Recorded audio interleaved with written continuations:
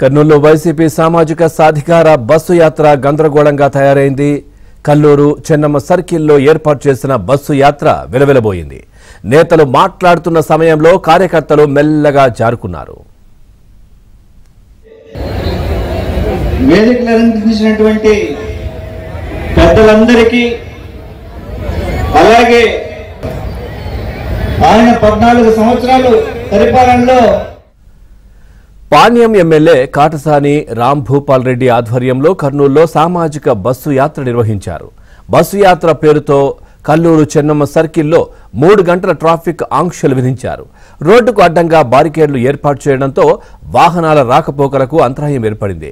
MLA Katasani కుమారుడు నరసింహారెడ్డి స్టేజ్పై హడావిడి చేయడంతో కార్యకర్తలు విస్తుపోయారు. ఇప్పుడు తిరుపతి వేదికలు అలంకరించినటువంటి పెద్దలందరికీ